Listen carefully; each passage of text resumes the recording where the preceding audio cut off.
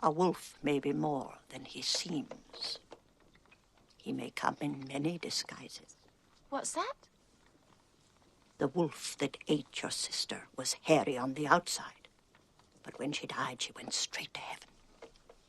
The worst kind of wolves are hairy on the inside, and when they bite you, they drag you with them to hell. Okay, retro cell. Fire, go.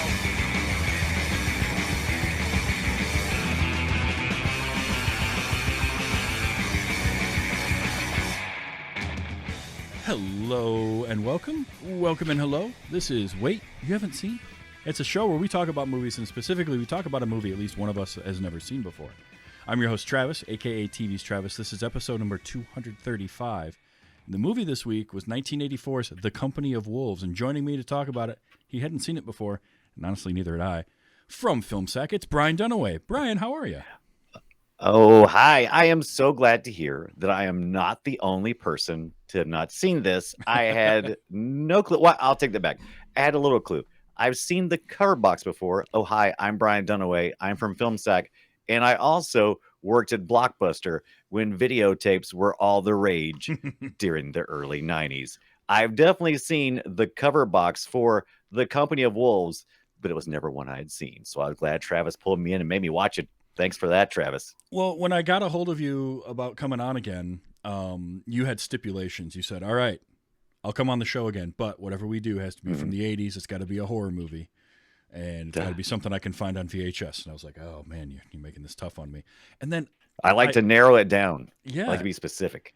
And I had honestly never heard of this movie before, and I stumbled upon it somewhere, and I'm like, how did I not know about a werewolf movie with David Warner and Angela Lansbury from the 80s? Like Angela Lansbury. And is this what you would think too? Because I was like, oh wait, I remember some really good old movies with Angela Lansbury where she was still kind of the sexy one. And I'm like, let me think, 1984, was she Murder, She Wrote yet, or was she still doing the other stuff? Yeah, she was definitely Murder, She Wrote time, right? It was more like, yep. Yeah, it was more in that era. I think this was filmed like right before the pilot for Murder, She Wrote, probably. Right, 1984. She's definitely playing older, whether or not she's lining up with her age. True. She's definitely playing her age here. So you had at least seen the cover box when you were working at the Blockbuster. I may have stumbled upon that at some point, but it was never like anything in my brain. And then I see the poster for it, and it's like, how did I not recognize this? Because that's a pretty pretty visceral image that they put on the poster for this thing. Oh yeah, it is. It is horror up and down. You definitely know you're about to get it. So it's kind of like kind of the throwback to those kind of, like a werewolf in London, that kind of stuff. But it's good. It's this there's a guy with a werewolf popping out of his what his mouth used to be, right? And you got little Red Riding Hood in the background. It's everything you had dreamed. And I believe was this a Canon film? I didn't finish digging into this, but yeah, it was distributed in the U.S. by Canon. Okay, distributed in the U.S. by Canon, right? Yeah. It was a UK film though, right? Originally, and then it was distributed. Which there's not a lot of heavy accents here. No, so it's Neil Jordan co-wrote and directed this. He went on to do Interview with the Vampire. Was another big one that he did. The Crying Game was his as well. I didn't know he did The Crying Game. Did I know that? I don't think I knew that. And he co-wrote it with Angela Carter. Angela Carter wrote the original story that this was based on, The Company of Wolves. She had written, it was like a short story in a compilation, and then she rewrote it and redid it a little bit for a radio drama. And the movie was based more on that than the original story. But I actually have, since I watched this, I found like a dramatic reading of the original story. So I listened to that too. A lot of what's in that story is in the movie. Okay. Which I was kind of surprised. It took me, now, I don't know if this happened to you or not. As I was watching this, I was very confused. I had little idea of what was going on. Like, what is happening? What if and it took me about half the movie before I figured out, oh, this is like an anthology. This is a bunch of small stories. Did that happen to you too? Yes, they do not. Yes, they do not hold your hand. The movie starts out with a like it's supposed to be modern times from then. So it's supposed to be like a 1984 type of era. It's supposed to be modern then.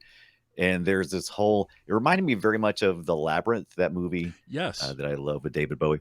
And you have this, this family interaction going on. And one of the main characters who's kind of bookending this whole story is sleeping and she's dreaming. So she goes into this dream world of things that are going on closer to like maybe the 1800s is what I'm assuming. When most, because but even maybe even later, because you got the devil pulls up in a Rolls Royce or something, like an old school.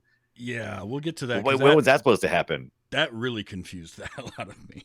I mean, yeah, there's a lot of time jumping, but this is definitely an anthology, like you said. This is storytelling based on like stuff you would see like in Little Red Riding Hood kind of stories, fairy tales, essentially, all wrapped up into this weirdness. Once I figured that out, the movie made a lot more sense, and I could kind of get into it a little bit more. It was right up until, I want to say, just after the story being told with the devil and Terrence Stamp in the Rolls Royce. Right. Yes, Terrence Stamp making his appearance right there in the middle of the film in his old school. In an uncredited role, just like sitting in the back of a Rolls Royce. But the thing that was confusing about it, and why it's when I figured out that it was an anthology, was the driver of the Rolls Royce is the girl we've seen already, but in a blonde wig. Who? Yes. She was played by what's her name? Sarah Patterson. This was her first film. Yeah, and I did a little deep dive on that too. Apparently, she's got a little cult following because of some of the fairy tale stories. I guess she played in beyond this as well. Yeah, Canon Films. She was 12 making this movie. She was 12 in this movie? Yeah. Get out of here. And they originally wanted to cast someone like Neil Jordan had told his casting director, hey, I want somebody around like 16, 17 to play the part. Yeah. I would have believed she was 16 or 17. And I honestly thought she was too. Yeah. Funny. But she auditioned, and I guess she just blew away Neil Jordan. Like, he was just like, no, this is, I want her to be in this movie. And so they reworked the script a little bit, because the story, the original story is a little more adult themed leaning of like the kind of coming of age stuff. Mostly in that last story where she meets the huntsman in the original. And I didn't know this until I was hearing the dramatic reading, but in the original, Rosaline kind of is more, she's more the aggressor, and she's like seducing the huntsman more. Right. That whole she's situation. kind of like, it's kind of like almost the Twilight thing, right? It's like at first you're like, oh no, I feel sorry for the Twilight princess. And then, turns out, she's the aggressor. She's like, bite me right here. Do it. Yeah, exactly. So I want to be thrilled. They did rework that a little bit because of the age of Sarah Patterson, but I got a little bit of a kind of young Emilia Clarke feel from her, like looks wise. She kept reminding me of her just a little bit. I could see that. I had no idea she was 12, and she's really good in the movie. Oh, she's fantastic in this. I was blown away. Yeah, I'm even more blown away knowing that she was just 12. That is insane. Isn't that kind of like what Mila Kunis did on that 70s show? She came in, she was like, we're supposed to be playing like 16, but she was like 14, but then thinking like 12. Oh my God, how do you even play that? And they did kind of play with her sexuality a little bit. And now that seems super creepy. I mean, before it was kind of like, okay, super young, coming of age, I got it. But 12, I know people would age differently. Yeah, but man, it definitely 12, is. That's young. Yeah, that's an aspect of the movie and the stories. And you got that a lot in fairy tales and things too, but it's something that hasn't aged particularly great. None of this movie is aged particularly great, but that's what's so fantastic about watching it. It's like, oh my God, but you have, it starts off, like you said, present day, and that was the part that was confusing for me, is it starts off present day, and you've got David Warner as the dad, and the mom, the older sister who goes into the house to wake up the younger sister who's asleep. But then it goes into the dream sequence, and it's all the same actors now playing the characters back in whatever time it was. So that, I'm whatever weird misto time they got going on. It's definitely dream time. They kind of They played that a little bit. You got some imagery that implies that maybe rats are controlling the clock of time that's rolling back or something. And the devil, he's also some sort of time traveler and grantor of evil werewolf wishes, I suppose, or some kind of chest vapor rub. I'm not sure exactly what was going on with that one guy. Yeah. Hairy chest vapor rub stuff, but that was a strange one because we get Angela Lansbury is Granny, and she's telling the first dream is the older sister getting attacked by a bunch of wolves in the forest, but also a full-size teddy bear and other dolls that are in the forest are attacking her. I love that. Yes, they really leaned into the Alice in Wonderland drug trip that kind of converted over into like the Labyrinth. It's all at the early 80s weirdness, fairy tale stuff. Yeah, loved it. They did. And boy, I tell you, those older like bears and dolls and stuff, those things are creepy anyway. So make them bigger and they start moving. Because that shot where she walks by the one, we've seen the doll, like we've seen a close-up of that doll. Now we see a bigger version of it. And then she walks past it, and it moves. And it's like, whoa, okay, yes, nope, and right out of that, yeah. But she ends a lot of transitioning, like you said, from that coming of age kind of story where there's this weird thing going on where it's like you're still a child, but you're also growing up, and all this stuff is larger than life, and it's really some really good imagery, but really weird. You need some drugs, I think. Yeah, you need some drugs to enjoy this, maybe. But she gets attacked by the wolves and killed, and so then we skip ahead to her funeral, and her granny is Angela Lansbury is like trying to console Rosaline, who's the only character that has a name throughout the movie. Oh yeah. But Granny's not really a name, is it? No, not really. Because like David Warner is credited as father. That's father. His father. Yeah, the huntsman. Oh, Alice, did she just have a name though? Alice, her sister, I guess. Yeah, that's true. Yeah, but she's dead pretty early. So does that really count? I don't know. Nah. But Granny takes Rosaline home the night of the funeral so that like the parents can mourn, and tells her stories while they're sitting by the fire. And that's kind of where we get like Angela Lansbury is so good in this for the short amount of screen time she has, because she has this weird. This strange, like she walks right on the razor's edge of being the like loving grandmother, but also a little bit sinister, a little bit you're not quite sure. Yeah, and she's definitely been bittered by a relationship. You can, she's just like she's trying to tell her granddaughter, don't get married, don't fall for these charming men, don't do it, right. And I honestly thought that we were going to get the reveal that she was like the sorcerer lady that turned all those people into wolves at the one point. Was she even real? Because there was a point when, spoiler, when the huntsman comes in, and he gets ticked off at he get burned or something. Anyway, Granny makes a strike on the huntsman, who's really a werewolf, and he just whacks her head right off her body. And it flies across and it hits the wall. And I wasn't sure, is she supposed to be so old her head just burst like porcelain, or is it supposed to be a doll's head? That was really intriguing. I couldn't figure that out. No, I was very... Yeah, that was wild. It was... I thought it looked like a coconut on the inside.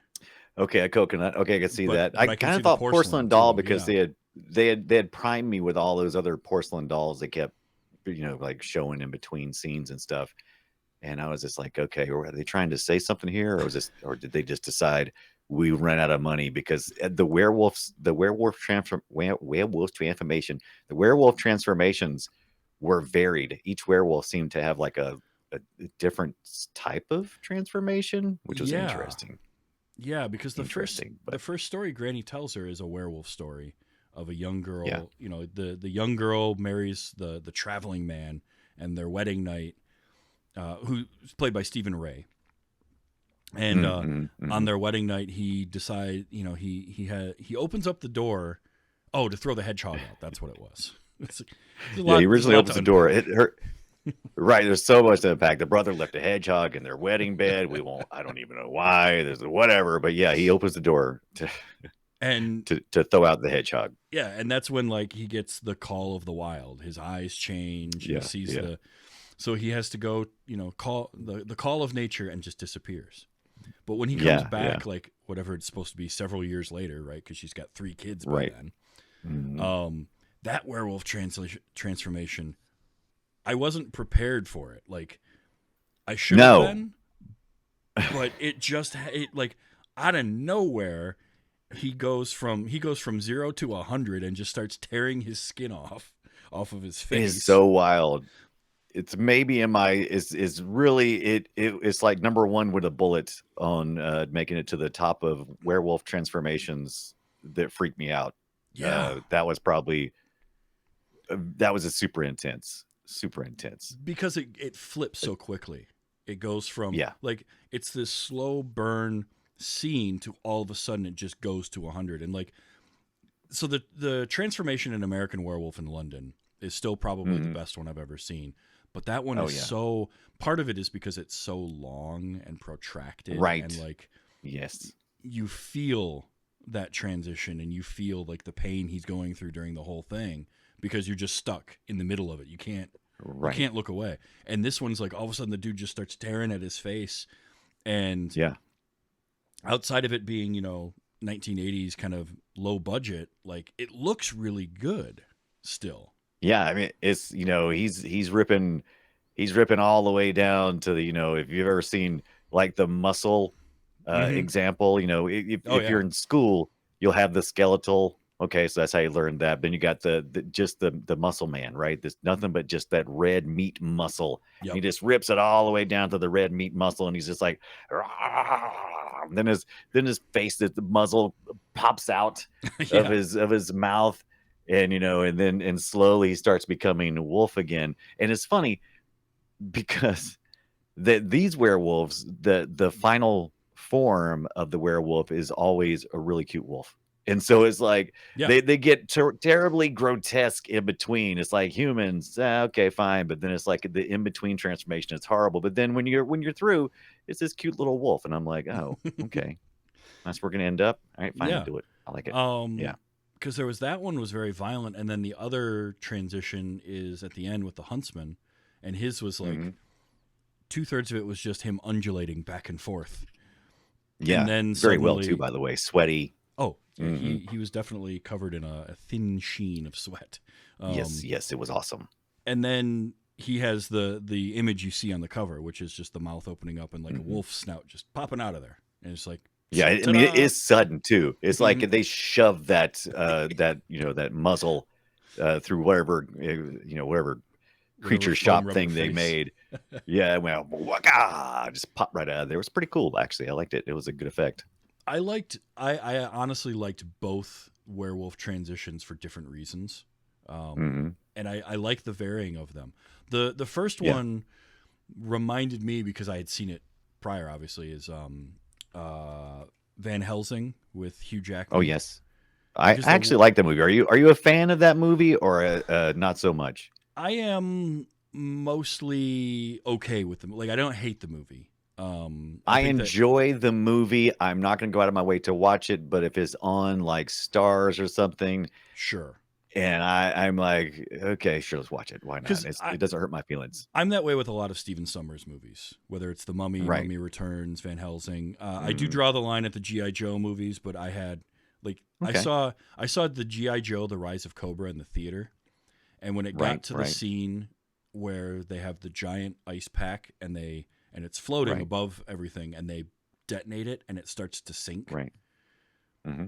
And my thought was, I was like, okay, you've lost me at this point. You're making one giant ice cube turn into a bunch of small ones that for some reason sink.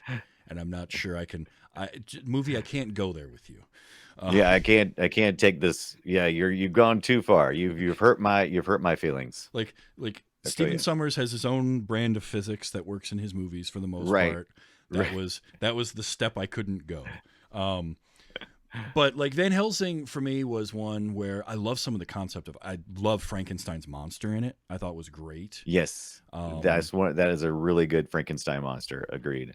It was one of those movies that kind of 2/3 of it was great, and the last act started to collapse under its own weight.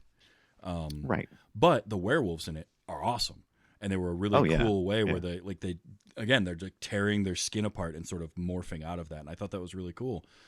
And I wonder how much was influenced by this movie, because I don't know that I could think of another one where you've seen like the splitting and stuff, but the actual like physical reaching their hands in and tearing at their own skin.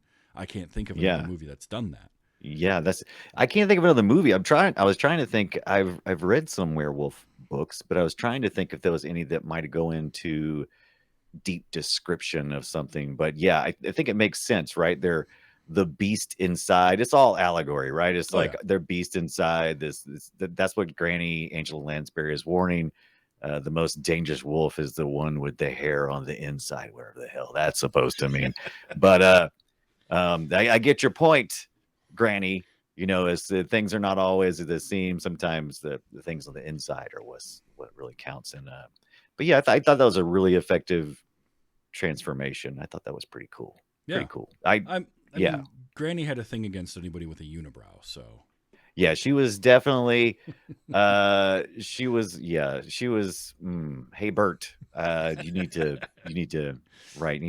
trim that thing. Any unibrows were essentially evil. They mentioned that many times. If you watch this, you will feel attacked if you have hair that meets in the middle of your eyebrows that or meet your face. in the middle, you were definitely attacked. You feel attacked in this movie. So then there's like a little side story where she goes back home, and then the next day it's the young boy in the village that wants to go walk in the woods with her. Yes. And he's very insistent. That scene also to very scary. Yeah, that was another one where it got very uncomfortable. But then right after that, she just sort of climbs a tree because it definitely has a dreamlike quality to it, because she climbs a tree where there's a nest and a mirror and red lipstick, which was something that the sister who is having this dream, Rosaline, or whoever she's supposed to be, the pest. Yes. She had lipstick all over her face. So I'm like, okay, this has a very, this is definitely saying this is a dream. There's crying. There's eggs inside the nest where the mirror's at. They start cracking open, and they have like little doll idols that later on cry. A lot of imagery, a lot of weird imagery that I didn't want to unpack. I didn't either. I'm not going to bother. I don't know what these eggs are supposed to be. Why are they little porcelain dolls? Why did that one have a tear? Right. When she showed it to Grant, like, what's happening here? I stopped asking that. Somewhere along the way. I was like, but if you've ever read any fairy tales, they do seem, if you'll pardon the reference, they do seem fractured, right? They seem like, very much. They have a dreamlike quality almost, and they're always usually a thinly veiled reason to warn children about the dangers of world. The women should be careful of charming men, which was the final Red Riding Hood story, right? The huntsman story that they told in this. So yeah, it definitely has a dreamlike quality, and it kind of works. I'll give it to them. Even though they would occasionally make me go, whoa, where are we going? We're going down this alley. I would always follow along and go, okay, let's see what's going to happen here. Let's just, I wasn't angry about it. I just go, let's see, let's go ahead. And then you have the whole huntsman thing where she runs into him in the middle of the woods, and he convinces her to go over here for the picnic, and they're talking, and he's it's very creepy, and very like, whoa, bad touch overtones. Oh, so many.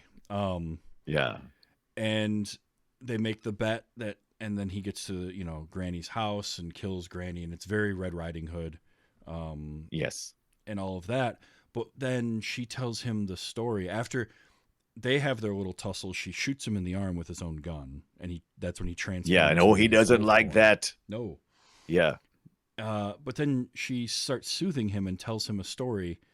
And it's another one of those that's very dreamlike, because it's like it has nothing to do with what's going on. And the story was basically a she-wolf came out of a well, got shot. Yes. a priest took her Mhm. in, and then she went back into the well. Like that was the whole story. Yeah, yeah. And then somehow that breaks everything, and then the werewolves end up jumping through the dreamer's window and busting at a bunch of children's toys, and Yep. then there you go. There's your movie. Let's wrap it up. Let's wrap Yeah. it up.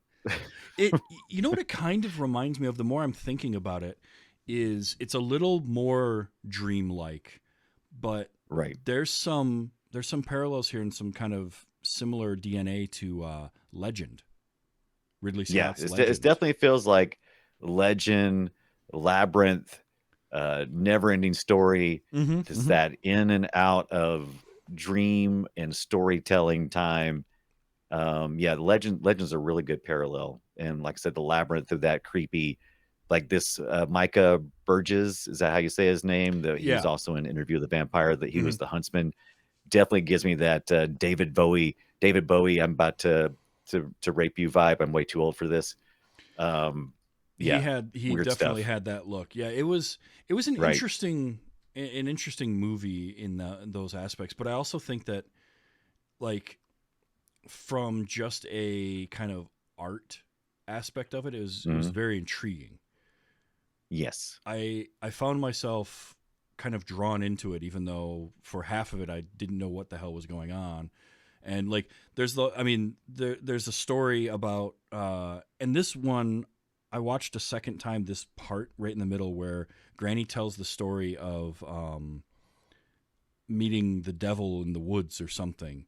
And that's where we get, that's what all Terrence Stamp. unibrows eventually make a deal with the devil in the woods. Yeah. That was her thing, right? And yeah. like, we see the kid and he's seeing the eyes off in the woods, and then as they get closer you realize it's a car. And so there I was confused. I'm like, where'd the car come from? Yeah.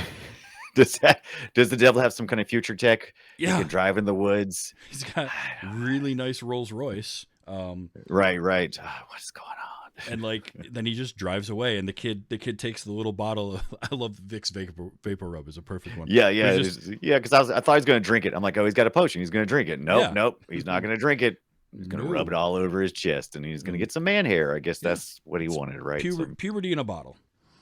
Yeah, puberty in a bottle, exactly what it was. He turns into a werewolf instead. We've made comparisons to two different movies that actually come after the Company of Wolves, like 85 for Legend and like 86 for Labyrinth. So if anything, those guys probably stole from this, but I didn't ever see this, but I guess probably the movie, those people probably. I'm sure this had some influence on it for that dreamlike quality and that feel. Plus, a lot of this is done in sort of a soft focus, which those movies both had going on too. Yep.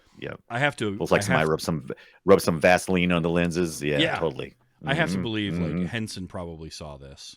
I can't imagine. I don't see how he wouldn't. There's a good bit of I meant to look to see if there was like any DNA with the puppetry work, because there's a good bit of puppetry work here. And there was definitely some crossover in the UK with what Jim Henson was doing. So I was curious if there was anything there, but I didn't have a chance to go back and take a look.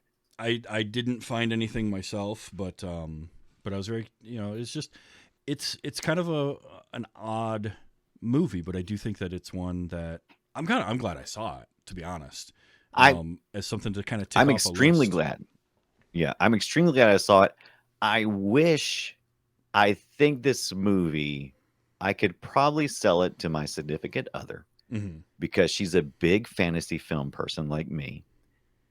She loves the Labyrinth, but there is a line here that she would not cross, and it's those transformations. The killing and stuff, that wouldn't be a big deal, but those long transformations, I just don't think. I think it would be a big turnoff. They're very visceral too. Like, yes, there's not a lot of silhouette or like cutaway. You're kind of trapped in that moment and forced to watch or look away from the screen. Which, I understand, like, art shouldn't always make you feel good. Like, it's going to make you feel something. Right. And I get that, but like, also it's a little rough to watch. And two, when you find out and you know how young the character is supposed to be and how young the actress is playing Rosaline, that can make a few situations a little less comfortable. You have to watch it through the lens of like, this is whatever time period it's supposed to be. I want to say it feels like probably 1800s by the costuming. That's what I'm thinking. Like, yeah, I was thinking, mid 1800s or something. But I'll tell you, the transformation that seemed to go even further back. So sometimes the stories, of course, would be even further back because they're being retold. These are all oral history type of stories, which fairy tales, that's where they started. But I think the transformation at the wedding party, shown through, the cracked mirror. Oh, yeah. I think that is palatable enough that most people could probably appreciate the artistic stylings of it without being, overly grotesque, and gory. It crosses over into the realm of gore, which I'm fine with. But I can't always take everybody with me when I go see the gore. Yeah, that takes, I mean, I'll be completely honest. I don't have a problem with gore either, but that wedding scene was my favorest part of this entire movie. Oh, it's so good. It was the little lady eating, chowing down on the chicken. It was just so over the top. I absolutely loved it though, how it was portrayed. We didn't get a chance to like the wedding party at all, so we just assume these all are a bunch of rich snobs, and we get to watch them get their comeuppance. And so, I liked it. The lady with the purple hair, just with chicken shoved in her face the whole time, just going to town on that thing. And they're all these kind of upper crust, just very like twits. Eat the rich. Yeah. And then in comes the girl, and I was like, oh, I can see where this is going already. And you got the witch pregnant, and guess what? It's time for her to lay the curse down. And then, it was good. Like, so the two best parts of that are purple hair chicken lady, because she's the last one to transition into a wolf as well. Yeah. But you get her in the mid phase where she's got big sharp teeth, and she's looking around, and then you see that mirror was such a cool thing where it would be a broken piece of mirror, and the camera would move up and down, and like depending on which piece of the mirror it was on, you would see a little different image. But then all this is going on, and the whole wait staff servants are just standing there watching it like this is the most normal thing they've ever seen. Like I said, so it was surreal. very much eat the rich. It's just like, good. It was just, this is bad, this is happening, but the fact that it's happening to you, we don't care. And they all kind of came together afterward, had a little toast. And after all the wolves ran out, I loved that so much. Yeah, and then it was good. Rosaline's reaction, or she's telling the story to her mom, and her mom's reaction to it afterwards is like, "Wait, wouldn't that be terrible to hear the wolves outside your window after that?" Because that was the part of it, was part of the curse was making the wolves come to the witch's house and howl at her and her baby. Right. And it's like, wouldn't that be terrible? We're frightened of that now. And she goes, yeah, but it's the power she had over them to force them to do that for her. And I was like, she's fallen in love with the power, and that's the reason why she was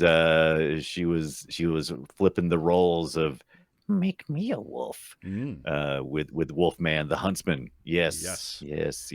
So that was Loved great. And then it ends, of course, and this was different. So the ending of it, as I mentioned, they kind of change some things around.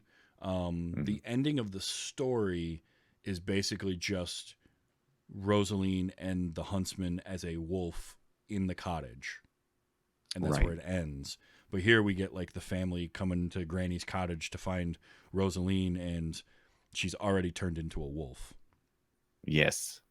Yes. And then she runs off, and that's where good wrap up. That was where you had where suddenly they're traveling through time and coming into the current day house. And I want to know how they got that dog to dive through a sugar glass window like that. Yeah, sugar glass window. That's a good question. Maybe they didn't ask. That's possible. Shove. It's 1984. Yeah, there's a reason why we were forced to put no animals were harmed in the making of this. And this was, I'm not sure what the philosophy was in the UK at the time. it's Canon Films. If you ever watched the documentary on these guys, they had an amazing run. Oh yeah. How they gave us a bunch of some interesting art. I will say that. How about that? Some interesting artwork. It's good stuff. But the movie itself is just like there's all sorts of these little moments. Like David Warner gets the great moment where they set the trap for the wolf, and they capture the wolf, and of course it's shooting fish in a barrel. They're just all the whole village unloads on that wolf. And my joke as I was watching is like, that wolf's fine. It just jumps out and runs away. But he cut the paw off the wolf.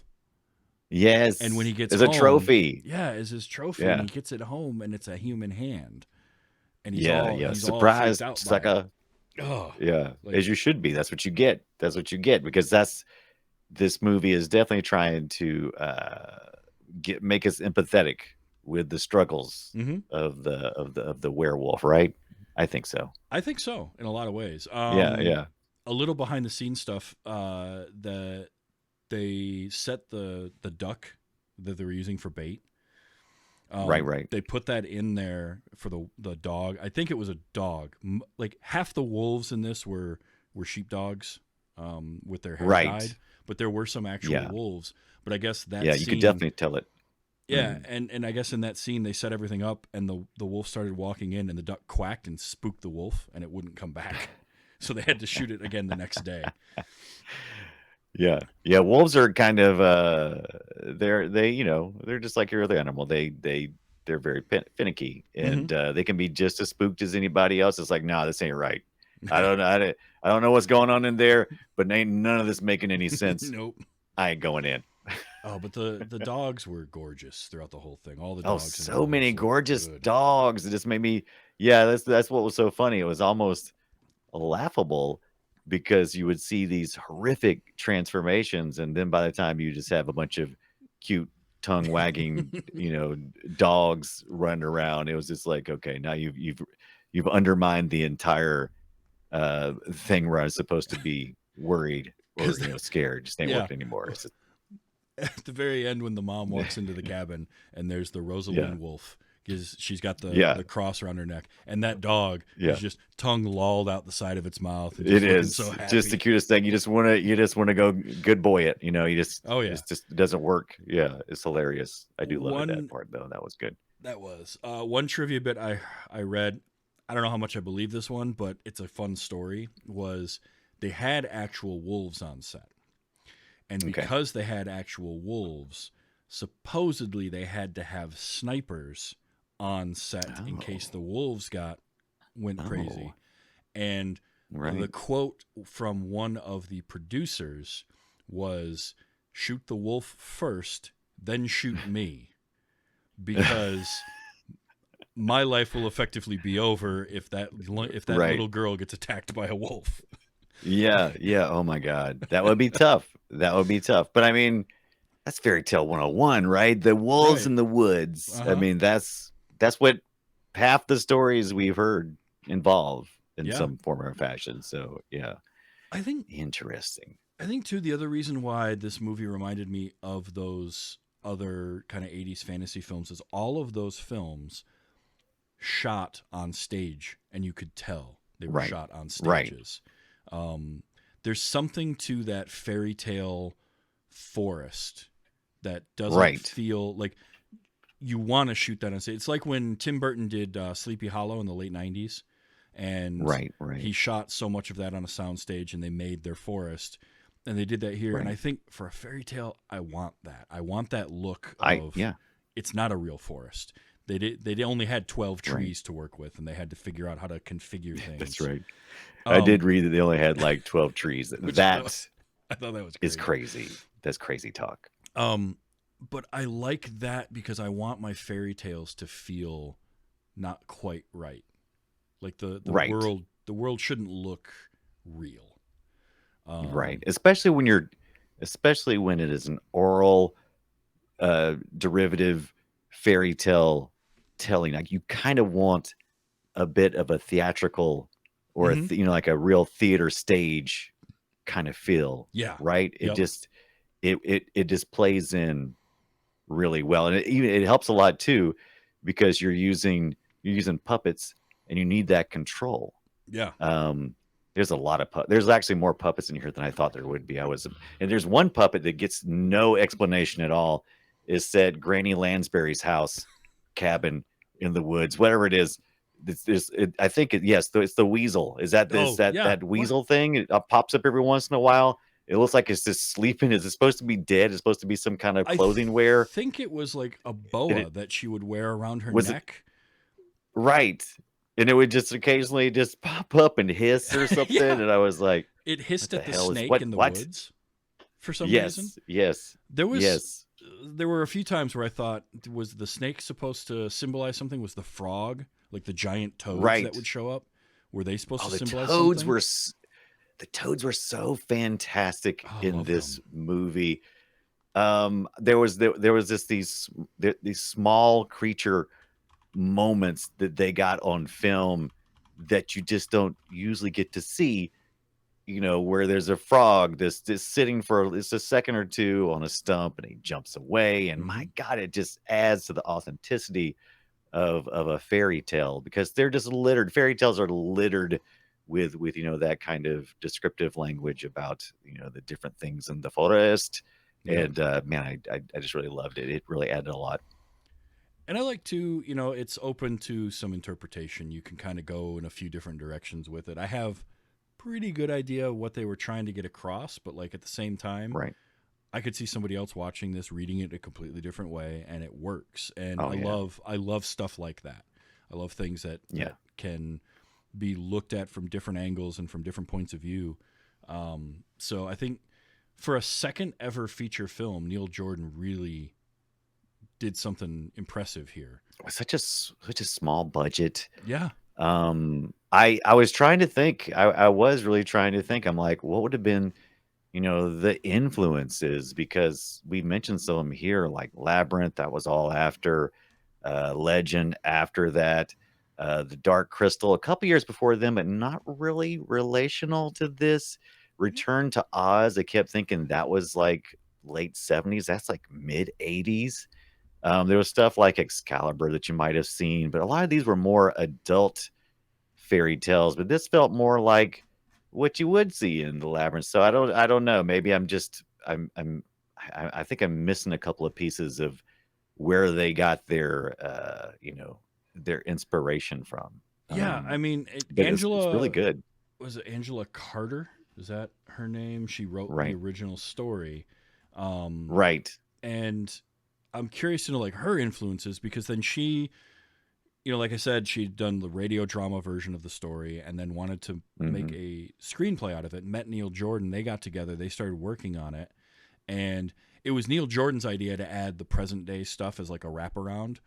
But I feel like that wasn't fully thought out, because it is very confusing as to how much of that is connected to what's going on. It's almost like if this feels a little bit like it was sort of a version 1, and if they'd had the opportunity to refine it, they could have made that a little bit more cohesive. Yeah, I mean, looking back on stuff that does it a lot better later on, like The Princess Bride, you're like, this is how you do it. Yes. Even Return to Oz is kind of got most of it down pat, but then when you go here, it's just like, okay. And like I said, I'm still struggling to find anything that's in this formula that came before it. And now I'm thinking maybe I've got to restructure my ideas of, where things were influenced. Maybe this has a bigger influence than I think. I think it may have, and it may also be like it was a lot of just, let's take actual fairy tales, let's make a fairy tale movie. It does feel a little bit like some of the kind of not so much early horror films like Wolfman type movies, although there's definitely some feel of like those old Universal movies in here. But it's like taking that and I don't know how to word it. Like take the gloss off of something like that and add a dream quality to it. Give it a surreal nature to where you're not entirely sure what's reality involved, where reality is in this.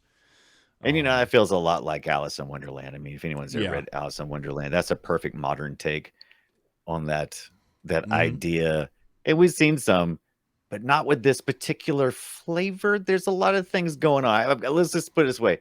This movie is really good at inspiring me to relook at what I think influenced what. So I think that's pretty important. Yeah. I mean, did The Wiz inspire this whole thing? Maybe it's The Wiz. Maybe The Wiz is where this is really all coming from. By the way, a lot of people give The Wiz shit. I like The Wiz. Okay, if you've never seen The Wiz with Michael Jackson, it's a kind of another retelling of The Wizard of Oz in a more hip manner, right? Yeah. With Michael Jackson It's kind doing of his little dance and stuff. Loved it. Motown Wizard of Oz, right? Yeah, there you go. Motown Wizard of Oz. I like that. Because I think too, there's I wonder how much like some of the Hammer horror played a role in this kind of, because this has that feel, right? I That think Gothic absolutely feel. those guys over there were constantly being hammered by those Hammer stories, so that makes total sense. That was one thing where it's kind of amazing that Angela Lansbury wasn't in any Hammer films, because she was friends with all of them. Yeah. Like, she knew all the actors that were involved, but for whatever reason, she never showed up in any of them. Right. And also, I think like David Warner, it sort of gives you some of that, because he wasn't as well known yet, but he had been around for a little bit. Right. So he was another presence that kind of feels like he belonged in those same movies. Right. So there's a little bit of that in there. I just think I think it's really interesting to see, and for this to be like I said, a second feature. He had done a movie 2 years earlier called Angel, and then he makes this. Okay. And within a few years he's doing. I forgot he directed We're No Angels. With, Sean Penn. He has a theme. Robert De Niro. Right. I haven't seen that in forever. Right. But I mean, he, ended up having quite the career. Michael Collins. He's probably most known for The Crying Game and Interview with a Vampire, though. Those are the two big ones. Absolutely. Those are the two that I really know. Yeah. And, and he got to start a weird werewolf movie. Werewolf. Weird, yeah. I love anthologies, and even though this doesn't, I think, fit the tight definition of an anthology, because they don't necessarily, I think I don't know. This is a very loose anthology at best, because it's more about just different storytellers along the way during a dream. I don't know. It's kind of hard to describe. I think that's what's different about it, right? Normally, when I think of an anthology, because I'm with you, I love anthology. I especially love horror and sci-fi anthologies, because yes, horror, sci-fi, fantasy, that type of story lends itself so well to short stories. Oh yeah, because you don't need to have a 3-act structure. That's why Twilight Zone works so well. That's why Tales from the Dark Side and Tales from the Crypt and all of those work so well. And I love that stuff. But typically when I think of an anthology film, I think of, we've got a rapper and it's somebody telling the stories or reading us the stories or whatever. And this is like, I kind of like the concept of this, where the anthology nature of it is woven into, and it's different people telling different stories throughout it, or like somebody has a dream, and then somebody in that story tells you a couple of stories, and then someone else steps in and does. I think that's a neat idea. I just think execution-wise, this movie does a good job with it, but it took me, as I said, half the movie to figure out what the hell was going on. Yeah, because this is not formulaic for what we usually think of, but it really is. It's almost like an Inception level of anthology, because you have a dream level, then you have different characters telling stories within the story, and then you have a story within a story. You're like, holy Moses, how deep were we in? Let's get out of here. But by the time we get to the she-wolf story coming out of the well, we're 3 levels deep. And you don't even know what's we're 3 levels deep. You gotta get kicked out. You gotta get kicked into the tub so you can go 1 level. You gotta wake up. You're too deep. And when you mix in like a lot of the dream imagery and a lot of the strange things, like crying and tears was a big motif, which there were parts of this movie that really showed the budget. And I think the crying really showed the budget because it just looked like they just dumped water on their faces. Like especially the girl that's supposed to be the wolf when the priest comes out to see her. It just looks like they had like a giant turkey baster. And they just did. It was streams. Waters. Yeah, it was streams. No red eyes or anything. Just streams of water. But they wore a lot of contacts apparently because there was always somebody wearing some different color eye things. I don't think they painted each cell, so I would assume that they were wearing some kind of contacts, but I don't know. The yellow, I don't know. yellow How do you contacts. Yeah, that's what I'm assuming too. Mm-hmm. Had to have been. That'll make it's 1984 yellow contacts will make your eyes water. You'll think you're crying. Yeah. Ooh. No, thank you. Yeah. There was also okay, so there were a couple of scenes that did make me just out and out chuckle and laugh at the ridiculousness of them. The scene where they go to service on the Sunday before Rosaline and the young boy go for their walk. The priest in that scene cracked me up because he seemed he was so trying to pull my 12-year-old dirty mind through the gutter. Is that what you was having trouble with too? Yes, and I even because he was saying stuff that was like coctitulate or something. I mean, he was doing all kinds of and it was the slang words for stuff almost. Yeah, and it was the silly smile on his face when he would say it. And I had to capture a couple of these things, and I want to play. This was the first one. When he said this, I kind of stopped him like, wait, did I hear that right? Because he says, "And the suckling child shall play on the hole of the asp." I was like, the what? The hole of the who? The asp.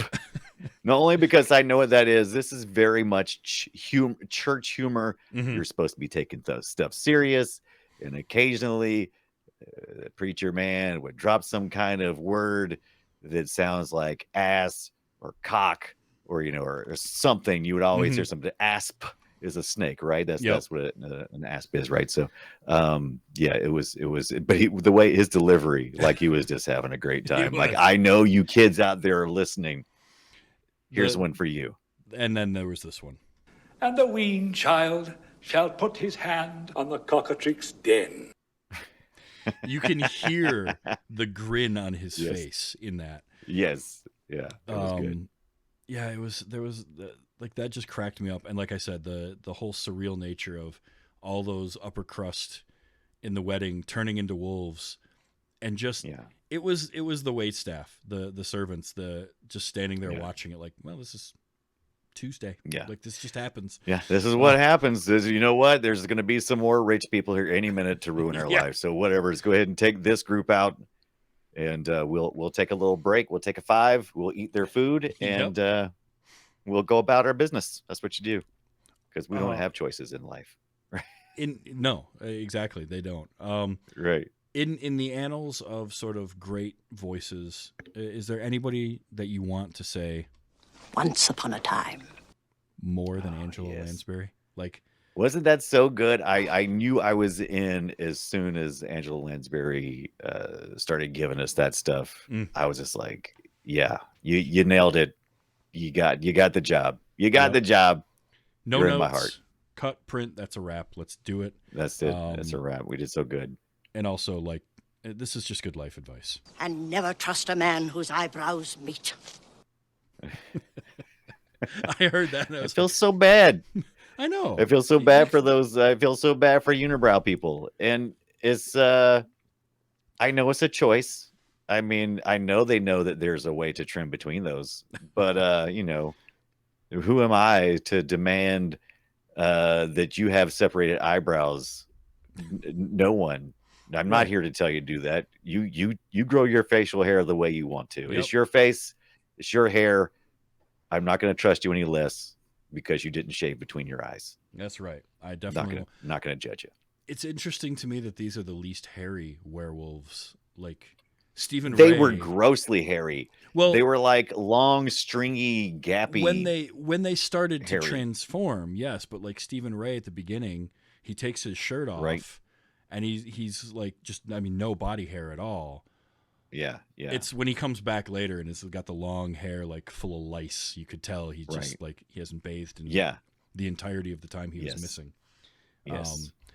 You're right, because it was the second transition where like all the hair would grow, and it was pretty like patchy, stringy. Yeah, I did not. That was the hairy boobs at the wedding thing was not something I signed on for. Very European, very, very continental. Yes, very continental. I liked it. It made me laugh. No, this was. I'm glad that we watched this. Honestly, I can't believe I'd never heard of it. Like it. Yeah. It's something, as long as you can put yourself in the right mind frame of like, look, this is early to mid 80s, right? 80, because it came out in 84 in the UK. I think it was 85 was when it got released in the US. Right. But if you think about that, and then the fairy tale aspect of it, that can help to soften the blow of the fact that the main character in this is 12. Right. And I still can't believe she's 12. That feels ridiculous. I had to she does such an amazing job. Yeah, I had to do the math a couple of times. I'm like, wait a minute. So she was born in 72. So she would have. Wow, she was born the same year I was born. Wow. Okay, so I don't feel bad. So she was 12 and I was 12. Totally acceptable for me to watch another 12-year-old be ogled, I guess. I don't know what the crap was going on with that. That still makes me feel nervous. I've always felt the same way with the Labyrinth too, though. I'm always like, look, David Bowie. I love David Bowie. I mean, I'm a huge fan. But that movie makes me uncomfortable even to the day.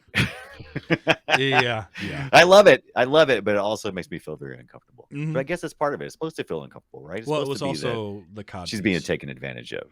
Yeah, I mean, the face codpiece it, definitely is. That didn't help. Yeah, absolutely. But no, this is.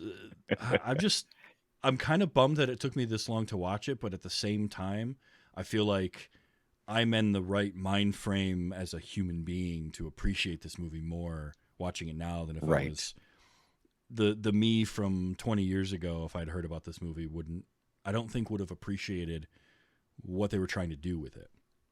I would have looked at it. I might have enjoyed it, but I would have enjoyed it for very different and possibly quote unquote wrong reasons. And I feel like there's a better appreciation of the craft that goes into something like this, and sort of that weird art. It's been happening a lot with me. Agreed. Lately. I've been watching a lot of strange, a lot more surrealistic stuff recently. Right. That I've been enjoying more. So, I think this is definitely I like the surreal kind of stuff. Did you ever see movies like Pumpkinhead? Yeah. Pumpkinhead, or I watched Eraserhead for the first time this year. Eraser, that is some surreal. Boy, you just took it from like 0 to 100. But like I worked my way in there. I didn't start with Eraserhead and David Lynch. Don't start with Eraserhead. If you're out there listening, going, I'd like to see some surreal movies. Don't start there. That's no. You got to practice. You got to get into shape. You got to do some stretches before you get in there. Because otherwise, you're already going to be confused. It's going to be so much worse. But right. Like that Mulholland Drive. I watched. Mulholland Drive is so good. Naked Lunch was a weird movie. Have I seen Naked Lunch? I don't think I've seen Naked Lunch yet. Ooh. I'll tell you what reminded me oddly of this movie, because it's also an anthology and it's something that I missed when it first came out. It's a movie called Trick or Treat. Oh, love Trick or Treat. Trick or Treat is a hard edge anthology. Mm-hmm. Be prepared, but it's a treat to behold. Trick or Treat. It is one of the better horror anthology movies that I've seen. Honestly, I love I'm a big fan of the old the movie Tales from the Dark Side. I remember seeing that. Yes. I remember seeing that a little too young. It was back when our local drive-in theater would play R-rated films, and they would always have a family-friendly movie, and then the second part of the double feature would be something R-rated. Because I saw Terminator 2 there as well. But I remember going to see that, and that was one where I stayed up for the second movie because I had watched a little bit of Tales of the Dark Side when it was on TV, but this was the movie. So I ended up with my parents throwing a blanket up in the front of the minivan at a couple of scenes that they thought were too intense for me. But it's pretty intense. It's not all the way, and the intense parts usually go by pretty quick. But man, it can get get intense. And I love those. But then I saw Intense. Trick or Treat for the first time about 4 years ago. It was first year of this Right. podcast, and Trick or Oh, Treat yeah. is really good. I understand why it's got the cult following that it does. Yeah, Um, it kind of whiffed at the theater in 2007. It did, But unfortunately. it's yeah. Since then, it's done pretty good around the old campfire. Yeah. And Sam and everybody loves the Sam characters. Matter of fact, if you're ever out like at some kind of Halloween place that sells Halloween stuff, like Spirit of Halloween hmm or wherever those places are, you'll run across a little burlap sack pumpkin head looking Oh, thing, yeah. and you go, "What the crap is that?" That's Sam from Trick or Treat. There's your We source material. Go figure it out. we did that for my ex's son for Halloween one year. He went as Sam, and so we made Yeah, like yeah. a giant paper mache head for him to wear, and we found him the Right. orange, orange jammies, orange footy pajamas. Yeah, yep. Oh, it was Yeah, great. yeah. It's such a It's good. it's such a an iconic character look. It really is. It really So, is. We didn't yeah. get a lot of those in the 2007s. We weren't doing these kind of horrors for the most part at that time. So it No. was good to see one make it through. I feel like that is a movie that would be more appreciated today if it were to come out. Right. Than Absolutely. it was at the time. Like there's just it's Yeah. the sensibility of like moviegoers now, I think, would like that more. Mhm. Sort of in some ways like the Company of Wolves. I think if they did some kind Yeah. of a remake of it, sort of Oh modernize it yeah. a little bit, I do feel like it could do all right because werewolves Yeah. and vampires have stayed popular. Yeah. The big temptation that you would have to subdue the overt sexuality, because man, Oh you could run headlong into the Company of Wolves and make it almost soft porn, because that's Mhm. kind of where it's is insinuating it wants to go anyway. Yeah. So yeah, but I think it pulling it back is actually a good thing. I think that's I think so actually too makes it a because little better. yeah, it gives more open to more interpretation and being able to Right. read it the way that you kind of want. Yeah, But it's I coming think of age story, and I prefer my coming of age story just not to be full on, you know, college level sex no, romps. You know what I mean? nope, I don't prefer need them that. to be coming of age, right? Yes, yeah, because that's the whole idea. Is like this girl's going through sort of the change from young girl to not quite adult, but she's going into her teenage Right. years. Um, hmm so, which I don't have any experience being a young girl becoming a teenager, but I can appreciate the No, storytelling. but you know the feeling of the alienation of Oh, being in absolutely. a emerging man's body with a child's brain. Mm-hmm. As you Definitely. do, it's confusing. Yeah. A lot of things you're learning for the first time, and some of it can be quite traumatizing and horrific. And That's what it looks like, dear Jeebus. yeah. Yeah, plus like the company that you're in and sort of who's around you at the time that those things happen, because Yeah. like this girl's going through dealing with a mom who the relationship between her and her mom seems pretty good, but like I was never Right. quite sure what was going on with the father. Was Right. he like doting and kind to her, but then he would tease her a little bit and make jokes Yeah. about like marrying her off? Like there was interesting things there. Yeah. Totally. So, Danny R in the chat. Oh, we all become werewolves. Lycanthropy is a feminist issue. Absolutely. Oh, We yeah. all become this. That's the idea, right? We are that's the thing they leaned into over the years. The werewolf story, wherever it really originated, it really is. A lot of writers have taken it to kind of be an analogy of transformation, right? Oh, I'm a Mhm. beast now. Yeah. So makes sense. But this is like you said, outside of the gory parts of it, I think that this can be a pretty good movie. You have to be able to either handle a little bit of gore or just skip that. Use that 30 Yeah, second you skip. have to kind of fast forward through that part. Yeah, like I said, if it wasn't for I think the last one where the face kind of pops through, I think that's probably okay. But man, that one scene where he's just muscle man, That one's I the just rough don't one. know if I could. I don't know if I could sell that. I think they would be out. Yeah. Don't know if I could do it. That second one, because it happens so quickly and it's kind of the ridiculous nature of it. Like the more disturbing image is not the wolf coming out of his mouth, but it's the weird long tongue for some reason. Oh, forgot about the dog tongue. I Yeah. love that. That was so disturbing. It really was. So very disturbing. Loved it. But like that whole transition isn't near, because there's a little bit of the, like, you can see the puppetry and the fakiness of it. But that first one is just, it's rough because he's it's like, look at we did. We made a thing and we're gonna make you watch. Yeah, and you're gonna sit and watch all of it. You're gonna sit and watch. We're gonna tear this face off real slow. We spent a lot of money on this prosthetic, and we're gonna enjoy every minute. We're not cutting any of it. None of it. We're not cutting any of it. We only got one shot at this. Nope. So we're gonna draw it out as long That's as right. We paid for it. They We're gonna did use too. it. Woo. That was rough. But yeah, I mean, Company of Wolves. This is fun. This is a good one. Yeah. I liked having the stipulations of 80s horror and making me find something. Did you watch this on VHS? Because I know you found it on eBay. Right. I wasn't sure if you did buy it or not. I did not end up pulling the trigger. Okay. I kept wanting to, but I was like, I really need to watch it first because the cover box is pretty good, but I've been burnt by cover boxes before. And if it had been like $10, I probably would have done it. I probably would have bit the bullet. But everything I was looking at after shipping was typically going to be over 20 something. And that was a little bit high to take a risk on a VHS that I might not. I wish I had have now. No, I wouldn't say I wish. I think I would have been okay if I had have ordered it. I would have been fine with what I got. Let's put it that way. But that's hindsight. That's hindsight. I hadn't watched it yet.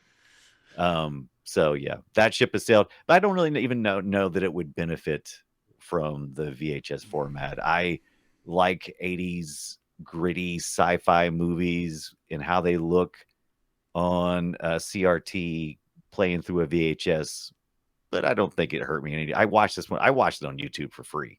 Okay. They just have it on YouTube for free. There's a bunch of places you can rent it and everything else, but I just ended up watching it on YouTube. It is streaming there, and it's also streaming on Shudder if you have that, which is yes, if you have Shudder. I don't currently have that. Yeah. You could also do the AMC Plus 7-day trial if through Prime if you wanted to do that, but just YouTube. It was a super. And it's the official. I think it's the official. Whoever owns the rights right now, they just probably whoever bought it after Canon folded. Probably so. But yeah, it is worth checking out. It's an hour and a half long. It's a weird one. It's not going to make a whole lot of sense at first, but I found it quite enjoyable. So this was a fun. Yeah, fun one. I don't think I'm not going to convince anybody.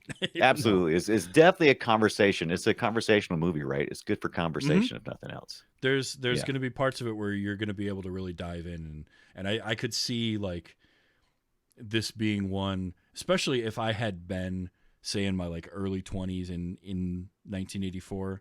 This would have been the type of movie you would see and then go sit in a coffee shop over, till 4 a.m. with cigarettes and coffee, talking about what you saw and going all philosophical and diving into it. Like it's that kind of movie to me. Yeah, that would be the ultimate experience, would to be watch this with a group of friends on a late night sometime when you're already in a twilight haze of dreaminess anyway, right? Yeah. Because some movies are that Saturday afternoon cable TV type thing, right? That you find. Right. This feels like it's a Friday, Saturday night. You happen to find like this old rundown theater that was running. It was a midnight showing. That's what this feels like. This definitely benefits from a groggy, sleepy head late at night, where special effects that typically would be laughable can find a way to make you feel unsettled. It's just how it is. At 2 a.m, it's just like, oh, well, it's kind of making me feel uncomfortable a little bit, nauseous even. I don't know what is going on right now. This movie's affecting me in ways I didn't know could happen. Exactly. Excellent. Well, Brian, thank you so much for being here this week. This was Oh, fun. It'd been a while since you'd Absolutely. been on, and I'd been wanting to get you back. Oh, So yeah. I'm glad that you were here. For those Absolutely. like the three people that are listening to this that have never heard of Filmsack before, let them know about that. Oh yeah, Filmsack. You got to watch that. We did one just today. We did Bull Durham. That's what from 1988 with Susan Yeah. Sarandon and Kevin Costner, and Tim Robbins. Way too much Tim Robbins, but for me. If you've never seen this softcore porn, you should really check it out and then listen to the podcast Filmsack, where we've been doing that since 2008, talking about movies that could be culturally important, or maybe are just dumb reasons to watch movies, and we want to talk about them. Anything that has a conversation, like we did here. Yeah, this Love is the one I think conversations you about movies.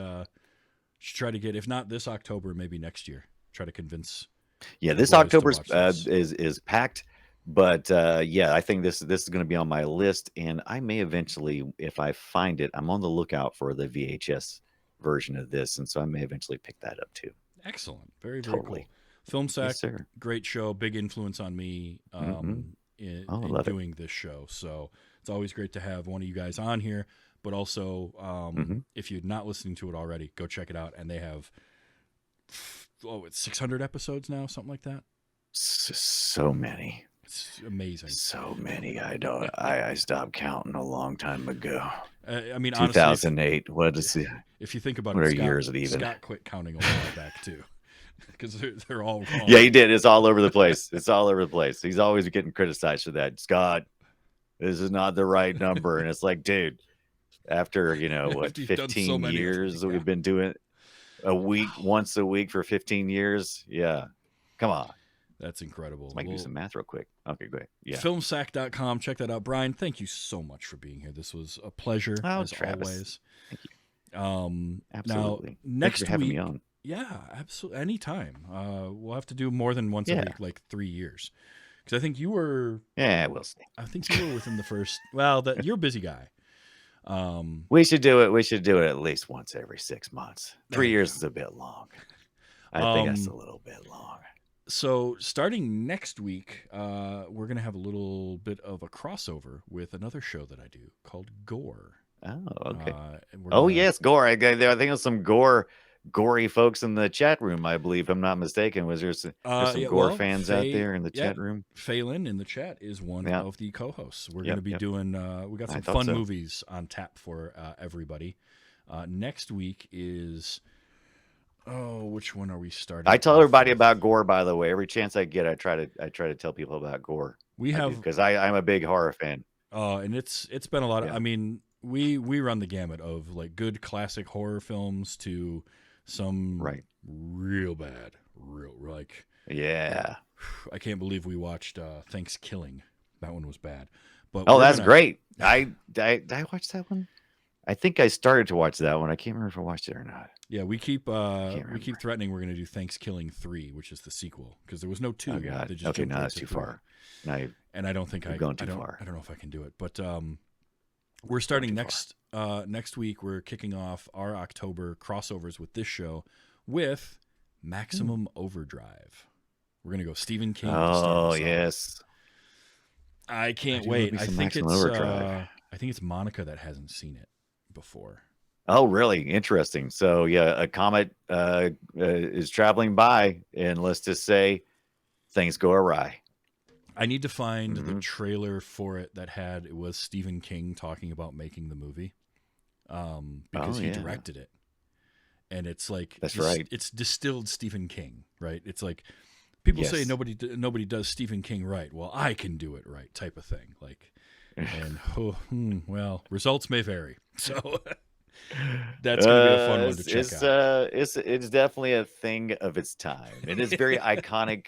I swear you definitely, if you've seen the Goblin truck, so I mean it's in your head. It's in your head.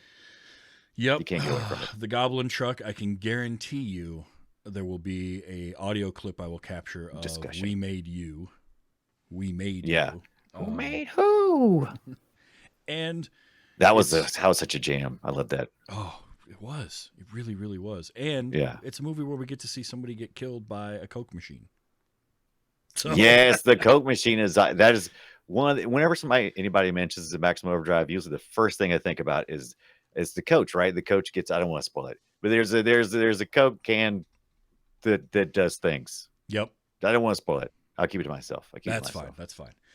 It's old enough spoilers. We're going to spoil the hell out of it next week anyway. So that'll be fun. Right. That's what's coming up next week. But Brian, thank you so much for being here. Oh, thank you, man. And if you seriously don't wait 3 years next time, that's too long. No, I won't. It's a sad commentary on life. And check out Brian on Filmsack on Play Retro. Is another one he does on the retro gaming stuff. I love all of that. Plus your streams, Twitch. Yep, Twitch.tv/Brian Dunaway. Yeah. And join the community if you're not part of the Mission Deep community where TV Travis hangs out with us occasionally. Oh yeah, quite often. Right. I do. It's one of the better Discord communities I'm a part of. I won't lie. Yeah. We have fun. You've cultivated a really great community there. So definitely, if come hang out in the Discord, hang out in the chats during Brian's streams. It's a lot of fun. So yeah, I can't take the credit for his beautiful growth, but I can definitely take the credit for starting it and gathering a bunch of great people and going, hey, we should do something fun. And it's worked. So, until next week in Maximum Overdrive, just remember to enjoy your movies. And this has been Wait You Haven't Seen.